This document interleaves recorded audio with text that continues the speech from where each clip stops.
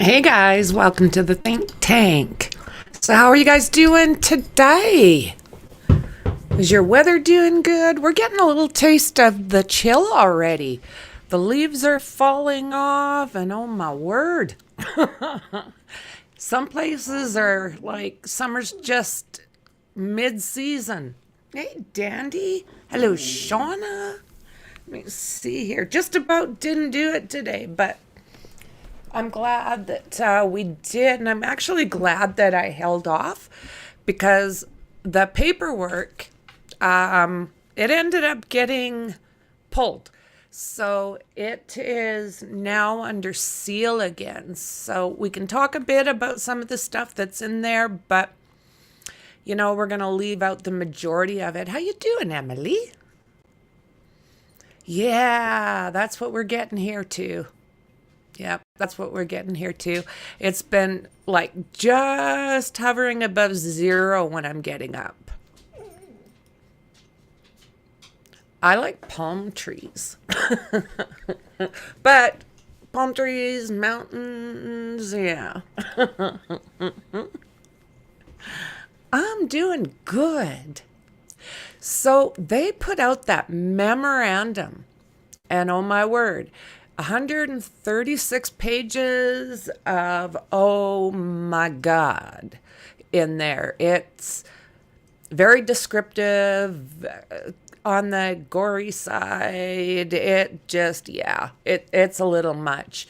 So they had some names in there that, like I say, we're not going to talk about. There's just a lot. I understand why they put it under seal again, because there's a lot of names. There's a description in there, of the scene. I mean, it's broke down. It is broke down. Exactly 136 pages of WTF. So what's happening now is they are wanting a Frank's hearing. So a Frank's hearing is where a defendant must first make a substantial preliminary showing that a false statement knowingly or intentionally or with reckless disregard for the truth was included by the affiant in the warrant affidavit, and the alleged false statement was necessary to a finding of probable cause. So what they're trying to do is get rid of the search warrant in that house. But I tell you what, when they get talking about this Odism and oh my wordism, it's like, it is creepy. I wasn't even familiar about it, and it's a Norse, some call it a religion. So we're going to take a look here.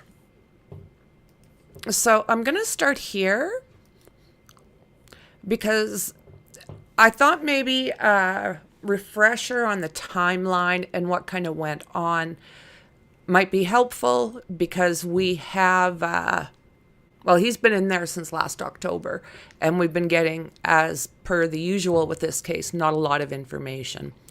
So this is from Now 4.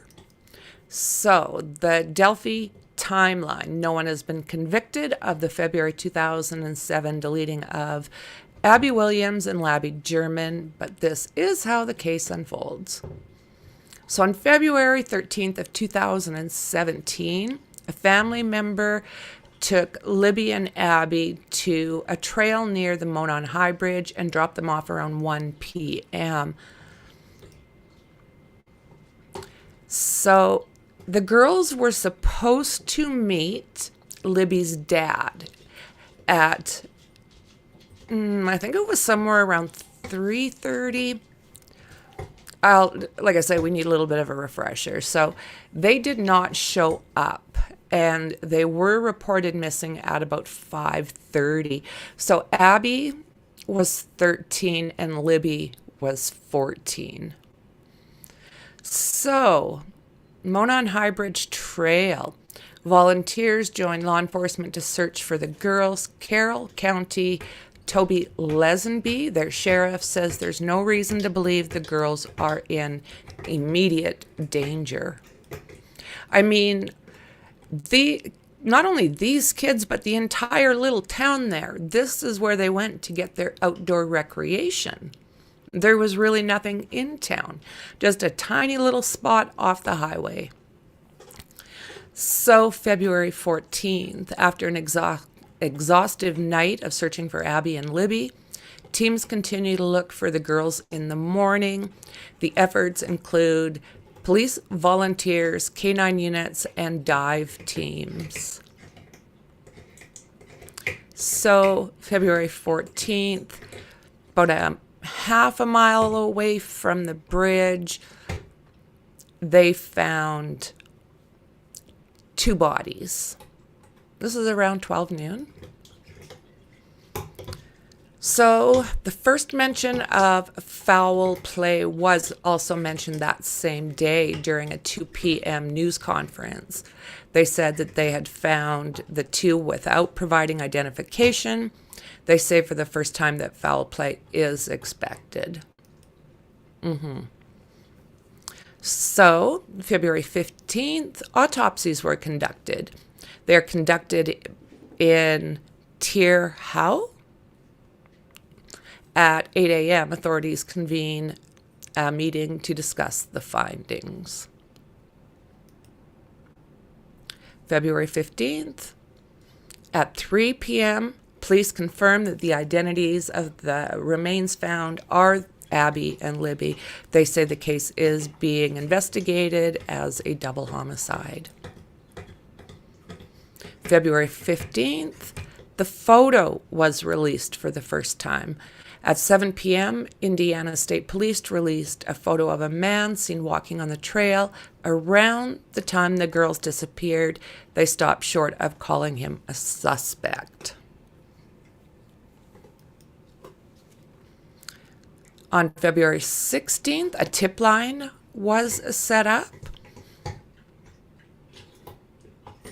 And it says, in the evening, state police searched a home in Delphi, but no arrests were made. On the 18th of February, a public visitation is held for the girls at Delphi Community High School at 4 p.m. It is packed. So, February 19th, the man in the photo is now a suspect. The Indiana State Police said that the man seen in a photo released days before is considered in their passing. On February 20th, statewide manhunt starts. Police say they're conducting a statewide manhunt for the man seen in the photo and urges Hoosiers to call in tips. February 22nd, 2017. During a news conference, police revealed that Libby German had video and images of the suspect on her phone. They released an audio of a man saying down the hill. February 22nd, police announced $41,000 reward for information leading to an arrest in the case.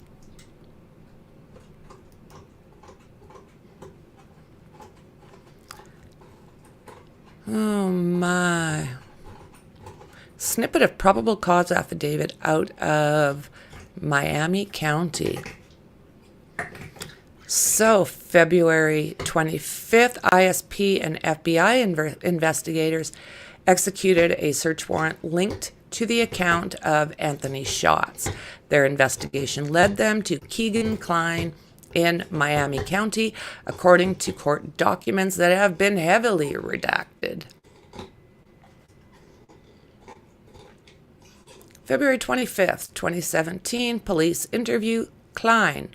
While interviewing Keegan Klein, police learned that he spoke to underage girls using the profile name Anthony Schatz. That looks nothing like Keegan Klein. So Anthony Schott's profile mainly using a white iPhone FC. Multiple electronics were seized during the warrant. Execution of that warrant. February 27th. Reward swells along with thousands of tips. Police reveal they've received close to 10,000 tips, and the reward surges to $100,000. March 1st, 2007. McAfee, Irsay add to reward. Retired Indianapolis Colts punter Pat McAfee and Colts owner Jim Irsay announce a $97,000 donation, bringing the reward to $200,000. March 1st, 2017. We are forever grateful for your service. The grandparents of Abby Williams leave an emotional note at police headquarters expressing the family's gratitude for their work. Where are the police when you need them? I have uttered these words whenever a speeding or reckless driver nearly runs me or someone off the road. Where are the police when you need them? They are here in Delphi with us. We pray for your protection, and we are forever grateful for your service, Diane and Eric. That's Abby's grandparents. Keegan Klein turns in a phone on March 2nd, 2017. So the iPhone 5C, the device that Klein had turned in later to the police, had much of its data deleted. According to court documents, oh, my nose is so itchy. The web browser history of the Safari app had been erased as well, though investigators were able to recover some of the information. March 8th, 2017, Trail Safety Task Force, FBI, built a profile. Officials announce a task force to explore the safety of Delphi's trails as investigators reveal they're working with the FBI to build a profile. This is one of the most heartbreaking stories ever. What happened to these two little girls in a place that was always known to be so safe? They had no problems. They thought, great, get outside, play, there's nothing to do. So them asking to go out and hike around, take some pictures, the parents and grandparents thought this was like a great idea, better than sitting playing games or in front of the TV. So this is Libby's grandfather, and he spoke to the media. He thanked for the support and says he believes the case will be solved. Sergeant John Purine with Indiana State Police says the case is emotional for all of us, adding that the reward has now surpassed $224,000, and police have received more than 11,000 tips. Mike Patty. March 17th, search warrant served. State Police, the FBI, and Carroll County Sheriff's Department serve a search warrant at the property where the remains of Abby and Libby were found. That property was Ron Logan's. So at the time, he was a suspect and was picked up briefly for a violation. So yeah, he was very sus. So there is a pretty good size Abby and Libby playlist, and it will have a breakdown of all of this stuff. Sports complex plans revealed, and this is April 27th, 2017. The victims' families announced plans to build a sports complex with several softball fields in honor of Abby and Libby. So, the sketch. 5 months after the girls passed, police released a composite sketch of a suspect based on witness tips. Nearly 2 years later, police would release a much different sketch showing a much different suspect. So from what I've heard, One picture was by the person that's seen the individual walking down the highway, and the other one is from somebody who's seen someone on that path. So, Daniel Nations was arrested in Colorado. So, he had expired plates. The arrest came near a trail where the cyclist was 2 weeks before. He was also accused of threatening hikers with sharp stuff. So, police interview Nations. The 2 detectives are sent to Colorado to interview Nations, who was living homeless in Indiana at the time of the Delphi girls. October 3rd, no information developed to specifically include or exclude Daniel Nations.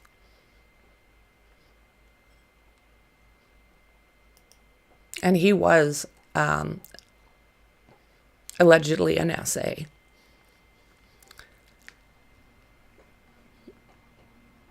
So, January 15th, 2018, Tennessee search confusion.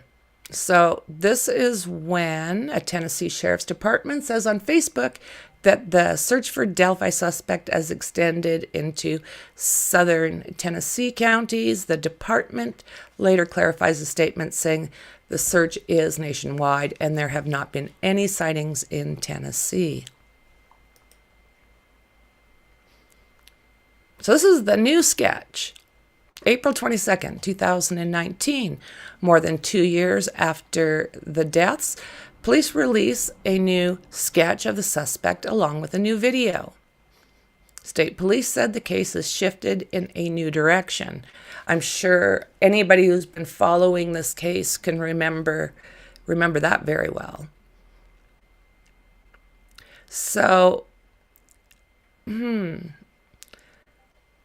they're saying that the suspect is anywhere between 18 and 40.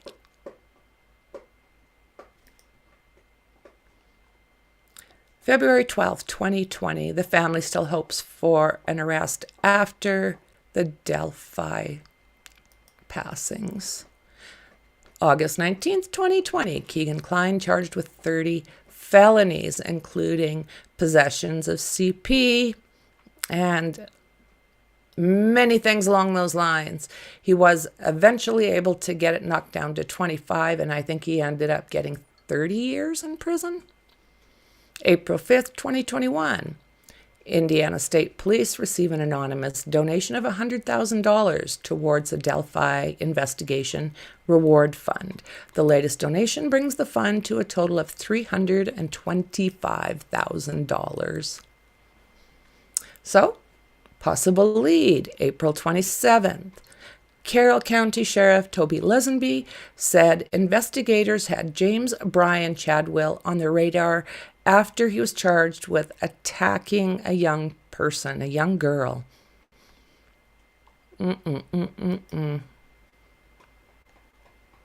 So, community dedicates park to Abby and Libby, October 9th, 2021. Abby and Libby's family said the new park will keep their memory alive and remind their deleter that the people who love these girls will find him. Or them, possibly?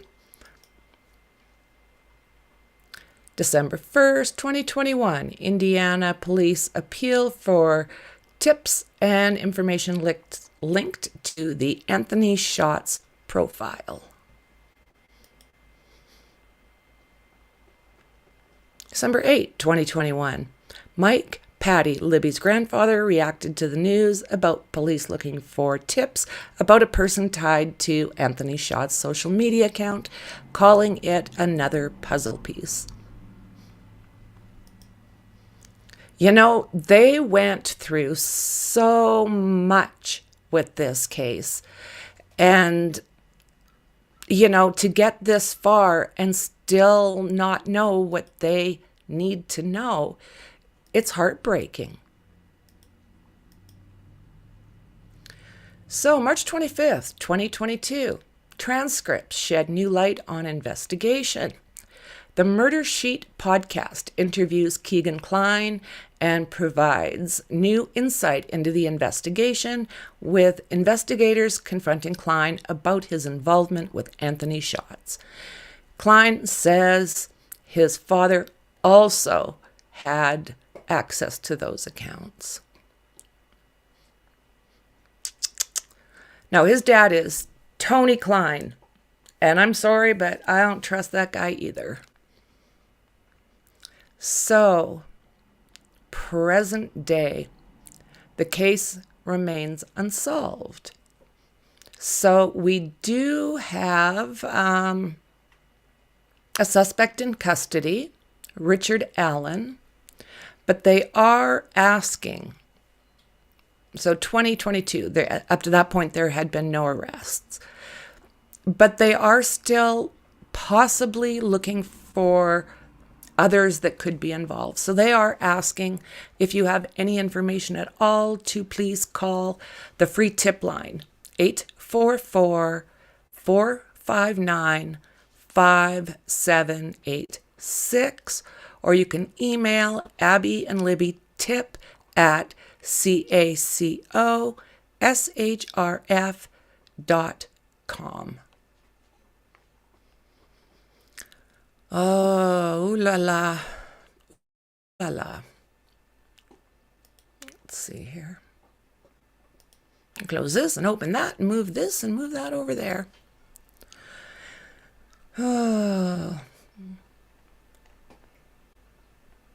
Let's see, how are you guys doing? Hey, Blifton, Chopper. Good to see you. Hey, Farq.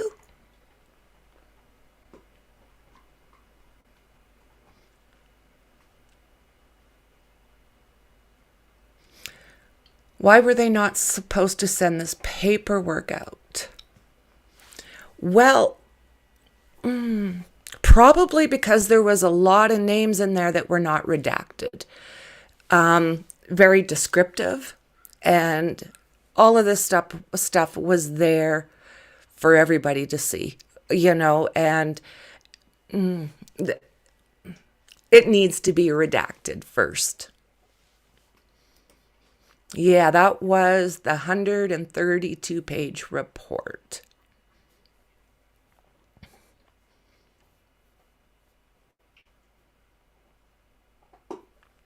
Yeah, we do. Now we know a lot more about that crime scene, They're talking about ruins being placed, and it's just turned really weird really fast.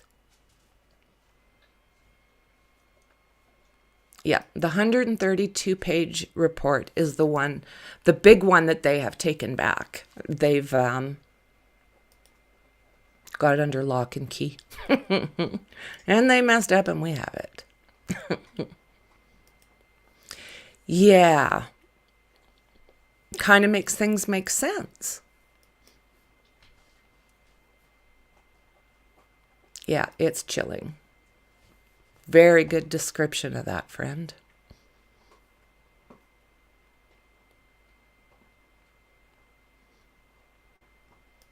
So they are saying that no, he's not involved. It's these other people that are part of this group that did this, and that he's just like a patsy. They're saying that RA is not involved, that he has nothing to do with this group, and that he's totally innocent.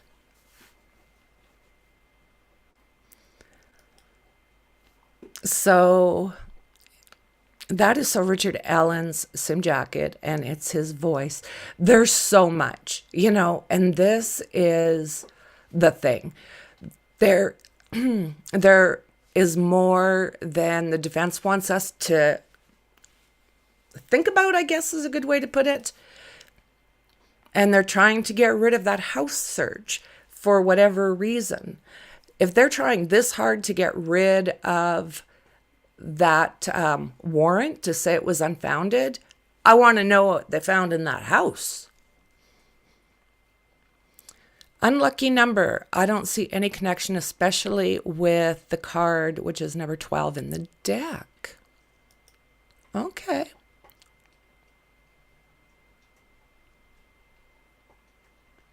Yeah, and that's the thing.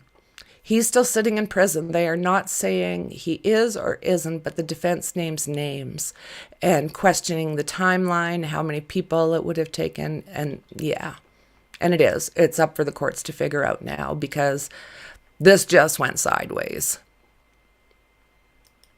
Yeah, that's what they're saying.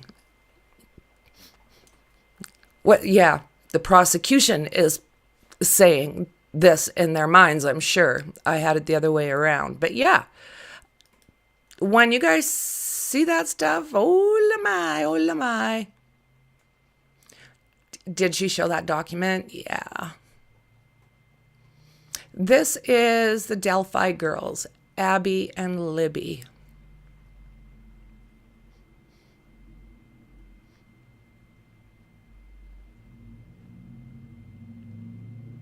Yeah, Richard Allen. So the prosecution says only Richard Allen, but the defense now is throwing a bunch of shade on this, and it's got to go through the courts. I can't imagine what this memorandum has in it, not being, like I said, heavily, heavily redacted. Yeah, it could very well be a circus. Okay, Farq, it was great seeing you. Thanks for stopping in, friend.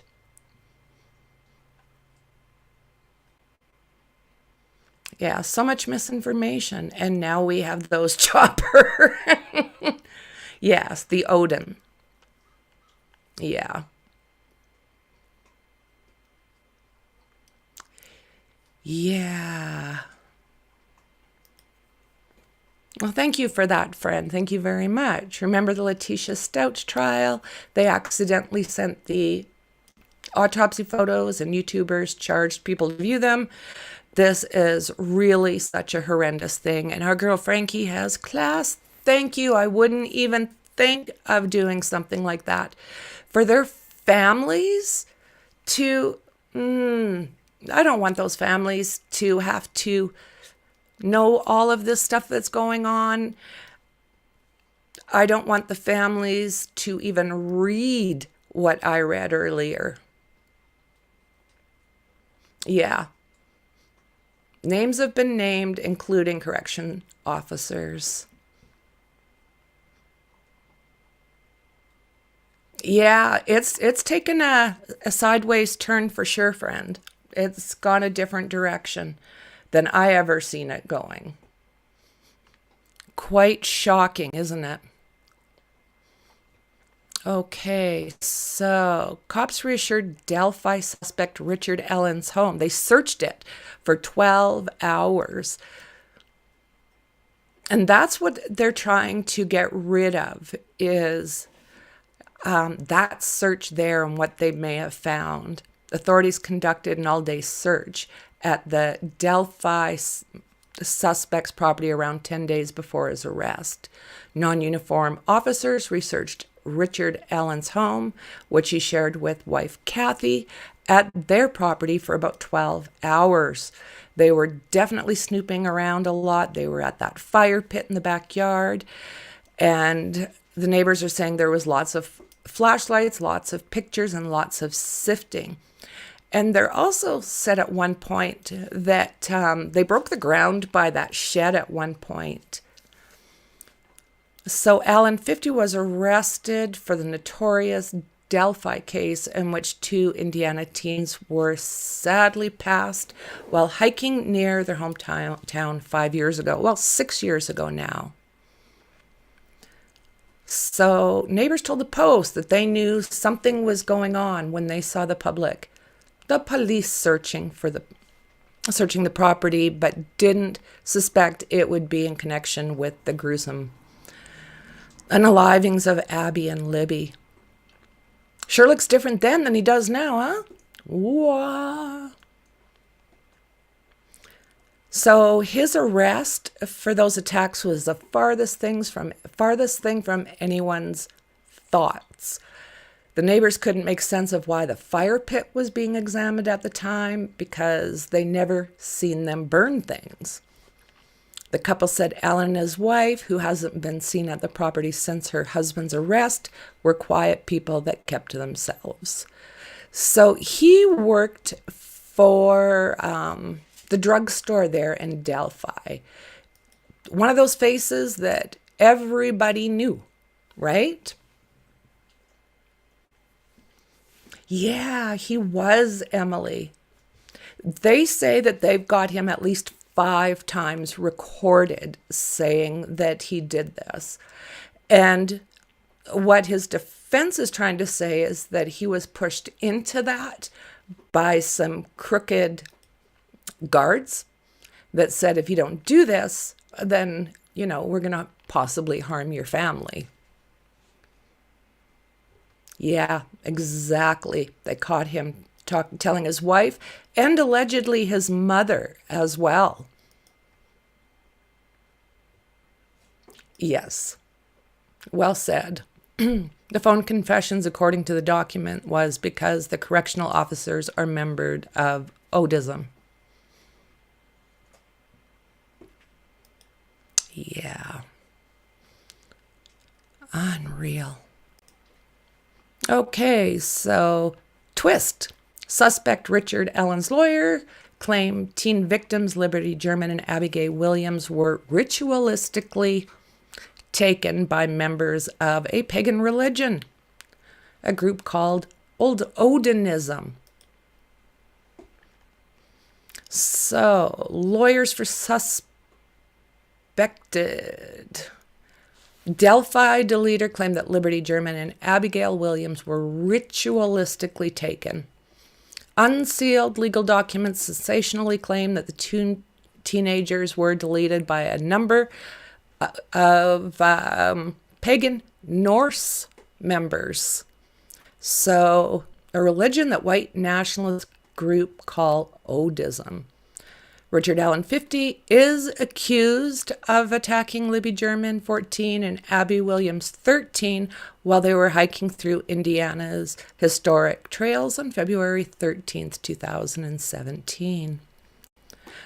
So the attorneys for Richard Allen are asking the county judge, Francis Gull, to throw out the evidence collected during a search of his home before his arrest last year. So why is this so important to them, do you guys think?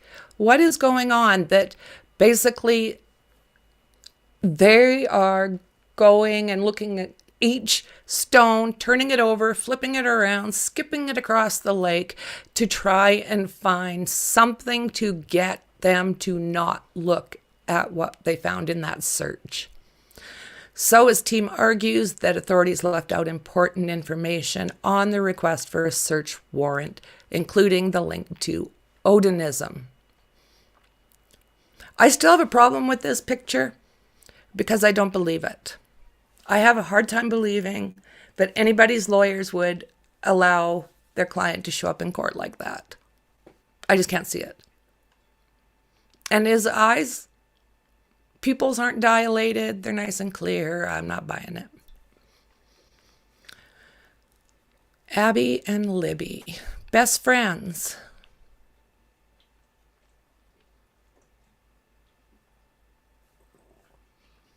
So let's see here.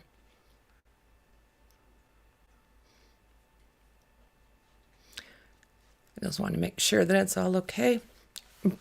Bradley Rossi and Andrew Baldwin are requesting a Frank's hearing, which means they have reason to believe investigators withheld information from a judge or intentionally lied in order to get the search warrant approved. Their filing, which is more than 130 pages, have questioned the validity of the search warrant and is pushing for Allen to be moved to a different facility. So, not to forget, they also want to have cameras in this court. Richard Allen's team does, which is not generally the way it goes. Usually the defense is not wanting it and the prosecution is. So it's a different, it's a flip to what we would ordinarily deal with.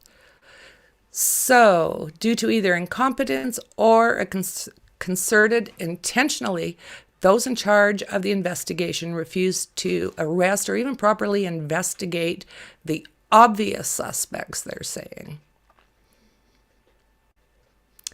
Lawyers have also claimed that a man from Logansport posted social media images mimicking runes found at the crime scene in the weeks after this happened. So his son allegedly dated Abby, and that's where they're saying they are getting the connection from.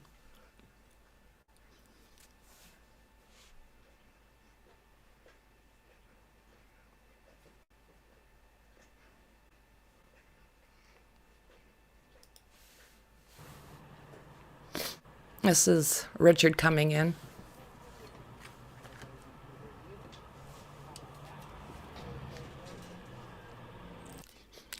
Well, see if you can, like, just how clear his face is, his eyes are.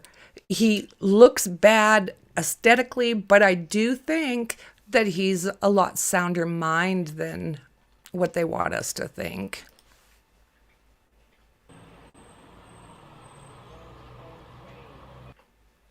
I don't imagine he's getting the best food. Okay, so Keegan Kline and Tony Kline are from Peru. The girls are from Delphi.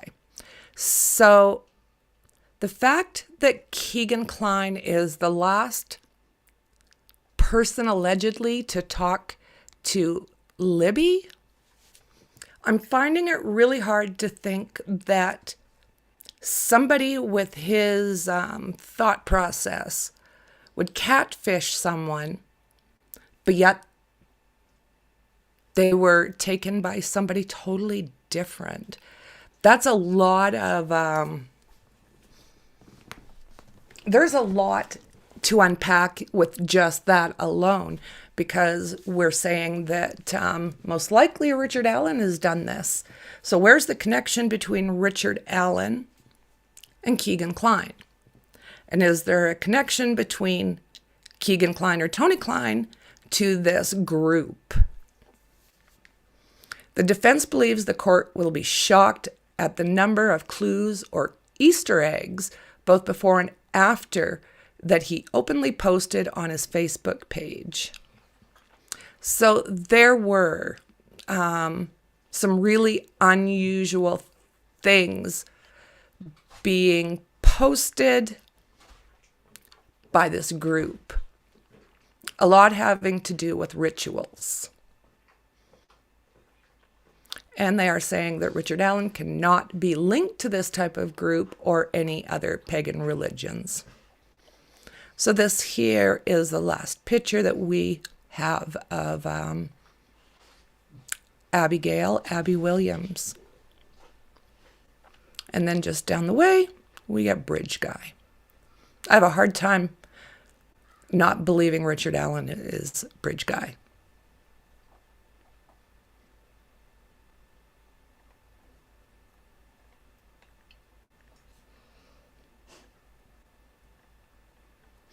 Okay.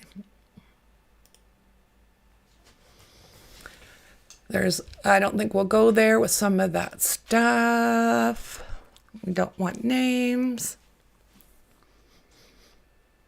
So let's see here. So this is the motion for the Franks hearing. And this just came out yesterday. So we can go through this. But other than that, we are pretty restricted. So basically, the prosecution is saying that Richard Allen is their sole suspect at this moment. There could be other people involved, but they strongly believe that it was Richard Allen on that bridge. He admitted being there. There's a lot. So how do we take Richard Allen out of that scenario and put these other people in? I haven't figured that out, because in my mind, that is Richard Allen on that bridge. There's a witness seeing him there. There is video. There is the voice. And there is possibly whatever they have found at Richard Allen's house, which I am believing, due to how bad the defense doesn't want that out, that there is something there.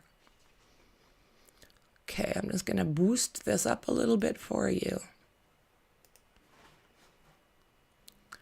Okay, so the motion for Frank's hearing. Come now, the accused Richard Allen, by and through counsel Andrew J. Baldwin and Brad Rossi, the files his request for the court to set a Frank's hearing in support of said motion. On October 13th, 2022, following a roughly an hour and a half interview with the accused Richard Rick Allen, Detective Tony Liggett signed an affidavit for a search warrant. The affidavit for the search warrant was also approved by a second signatory prosecutor, Nicholas C. McClelland, before being sent to Judge Benjamin Diner for further review. So this is not the judge we have now. This guy recused himself. He said he was frightened, which I find really, really interesting, especially right now. So affidavit for search warrant was to provide a sworn statement containing information from that lengthy investigation that would convince Judge Benjamin Diner that a reasonable belief existed that evidence of said attack would be found in Rick Allen's home or vehicle. Reviewed by Judge Diner, who then signed a search warrant for Rick's home and vehicles at 6:37 p.m. October 13th, 2023. Affidavit for search warrant was defective. So this is what the defense wants us to believe, that it was defective, did not provide the type of information that would cause any reasonable person to believe it was more likely than not that evidence of the passing of Abigail Williams and Liberty German would be found at Rick Allen's home or in the vehicles, especially more than 5 years after these attacks. So more likely than not, that evidence of the deaths of Abby Williams and Liberty German would be found at Rick Allen's home or vehicle. Judge Diner erred in signing such a search warrant. Therefore, any search of Rick's home and vehicles was illegal. Therefore, all items seized pursuant to said illegal search should be suppressed. So it is this part that has my mind wondering what the heck.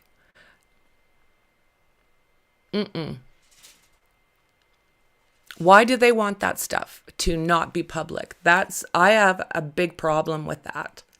You would think that if he had nothing to do with this, again, full transparency might be the way to go.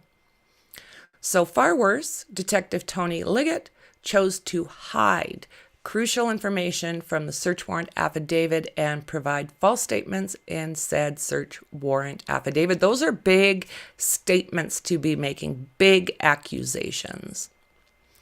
Indiana courts have held that with material information is admitted from probable cause affidavit, such omissions will invalidate a warrant if the police omitted facts with the intent to make the affidavit misleading or with reckless disregard for whether it would be misleading.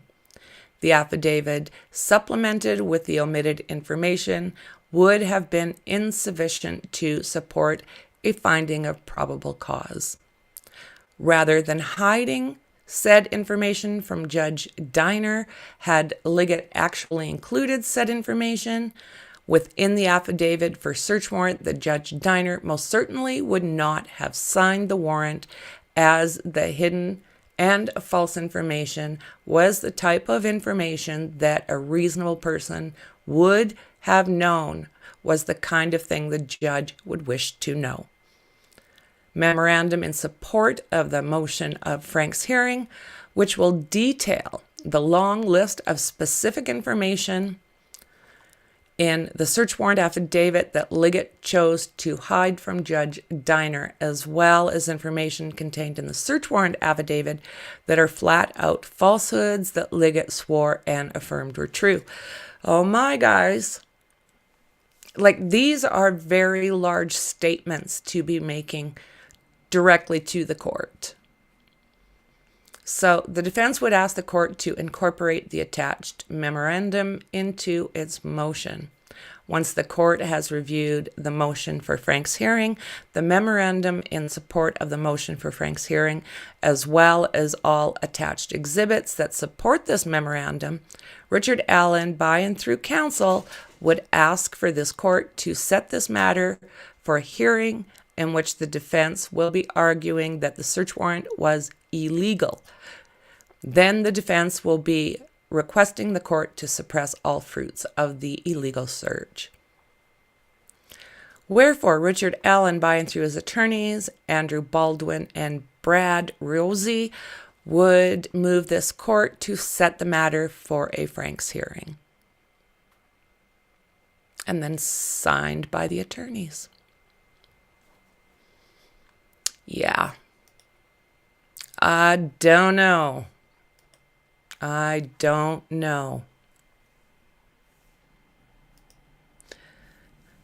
So I chose not to show that. I just didn't know. I wanted to make sure that we were not going to get wrapped up into something.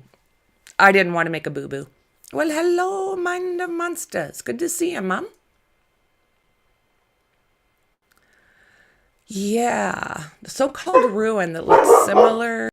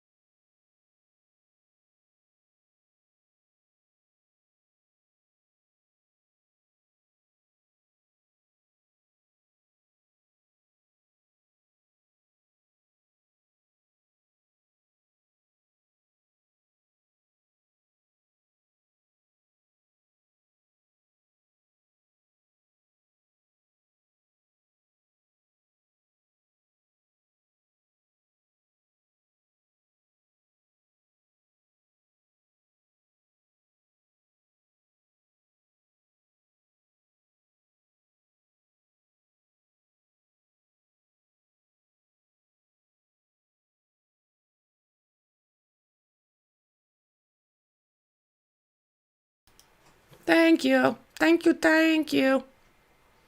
Damn dog barking. So, again, I'm not a Facebook digging kind of girl, but I just spent 2 hours digging after reading the worst doc I've ever read since the 300-page report on Harmony. Yeah, pretty bad. Pretty bad, isn't it? So let's see here. Apparently the defense is saying this angle was not fully vetted. That's exactly what they're saying. They are saying that this group of people did this.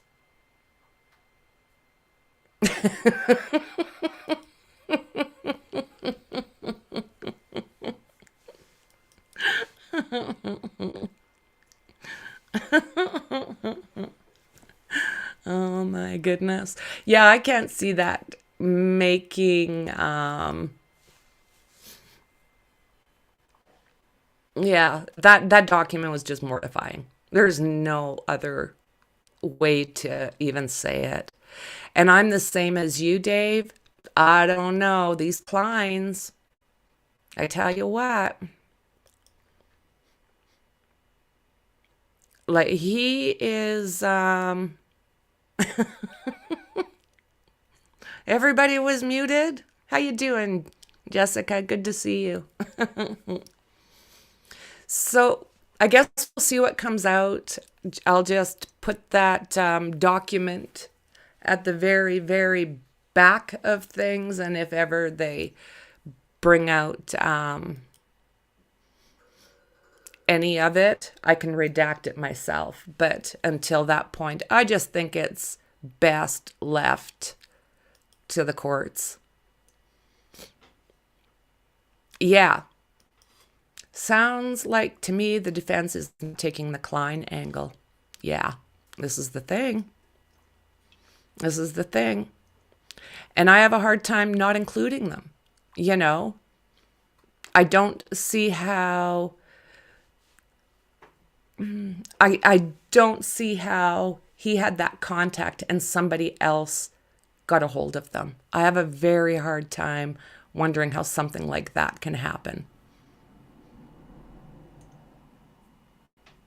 Yeah. Love to be the judge on this one, right? No wonder the other guy recused himself. Oh my God. Yeah. He was out of here. He said he was frightened for whatever reason.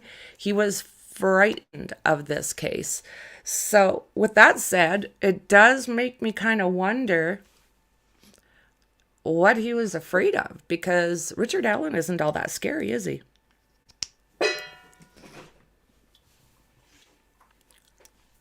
Yeah. I almost wonder if we will ever know. Rest in peace, Abby and Libby. One day at a time. Well, guys, I am going to leave it there.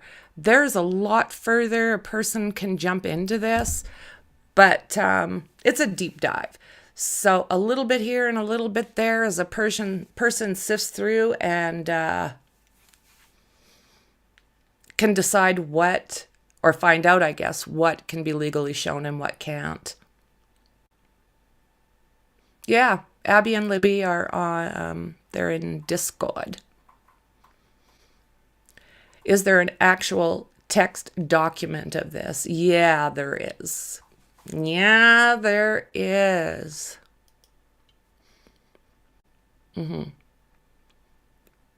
So last I seen, I don't know if it was redacted. I did see that, I don't know if it was Crime and Justice or Law and Crime, one of those shows anyways. They were showing parts of this memorandum that were redacted, but I mean, it's 136 pages, and there is a lot that would have to be redacted. Like I was saying, there's a ton of information. 136 pages of horrors. Things you just didn't even want to consider. You know, the funny thing is by the sounds of things, the first time that Otism or first time it was brought up, it actually sounds like it was Becky Patty who brought it up. She was allegedly talking to law enforcement and said, you know, basically that Libby's boyfriend's father was into this stuff. So that's interesting. How did they know about this kind of group in that area so well? Unless the son, both the sons actually seem like they got into this. But yeah, I don't know. It's heartbreaking. It's just stuff that the family doesn't need to know. People in general, we don't need to know what was on that paper, on those paper. It was disturbing. It was horrific, and not any way you want to think of those girls. That's for damn sure. So guys, thank you again, as always, for being here with me. I appreciate you, and I'll see you guys in the next one.